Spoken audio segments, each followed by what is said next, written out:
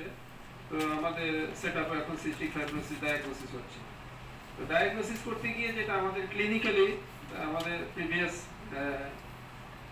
স্পিকাররা অনেক ডিসকাশনে নিয়ে আসছে যে আমাদের প্রথম কেসটাই যে কেসটা 2.5 months only 2 months periods history of seed day, এইটাই স্ট্রাইকিং পয়েন্ট। আর হচ্ছে তার জন্মের পর থেকে কাশি শ্বাসকষ্ট। সিএফ এর বাচ্চাগুলো আসলে ইনিশিয়ালি যেটা দেখাইছে আহাদ আদনান যে ব্রঙ্কিওলাইটিস নিয়ে প্রেজেন্টেশন শুরু হয়। ব্রঙ্কিওলাইটিস নিয়ে প্রেজেন্টেশন আস্তে আস্তে এটা মনে হচ্ছে যে ইমিউনো ডেফিসিয়েন্সি, বারে বারে নিউমোনিয়া হচ্ছে, আলটিমেটলি পেশেন্ট বিকাম। সাথে সাথে আরেকটা যেটা যে খুবই অ্যালার্মিং পয়েন্ট থাকে সেটা হচ্ছে যে পায়খানাটা তেল তেল পায়খানা করে, লুজ গ্রিজি স্টুল। এটা হচ্ছে একটা। আরেকটা হচ্ছে জিআইটি ইনভলভমেন্টের একটা one of the important feature.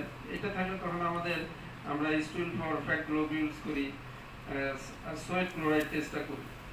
Sweat chloride নিয়ে এখন অনেক কথা আছে, আসলে সেটা একটু বলতে হয়।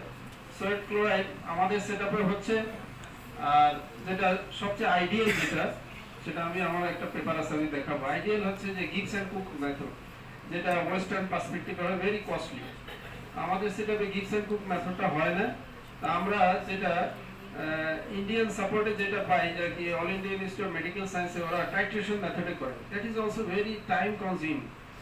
যারা যারা আমাদের এই সব ইয়েটাতে ছিল সেখানে অনেক টাইম কমে, তারা সোয়েটটা নিয়ে অনেক টাইট্রেশন মেথডে এটা ডায়াগনোসিস করতে হয়। আমাদের পার্সপেক্টিভে যেটা বাংলাদেশে যেটা মেশিনে যেটা করা হচ্ছে পাইলোকার্পিন আয়োটোফরেসিস, সেখানে সোয়েটটা এটা কন্ডাক্টেন্স মেথডে করা হয়। এটার সেন্সিটিভ স্পেসিফিটি ওটা হচ্ছে western Gibbs and Cook method থেকে এটা একটু লেস, তারপরে করা হচ্ছে। তো এখানে আবার সোয়েট ক্লোরাইড একটা আহাদানা যেটা বললো যে যেটা 60 millimole per liter, যে reference 60 millimole or more is positive for cystic fibrosis, that is Gibbs and Cook's মেথডের সোয়েট ক্লোরাইড।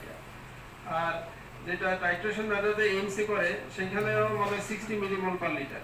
আমাদের বাংলাদেশ পার্সপেক্টিভ যেই কন্ডাক্টেন্স মেথডে যেই মেশিনে করা হয় সেখানে 90 millimole per liter হচ্ছে কাটা, ওখানে 90 millimole per liter হচ্ছে আমরা এটা বলবো পজিটিভ, 90 and above।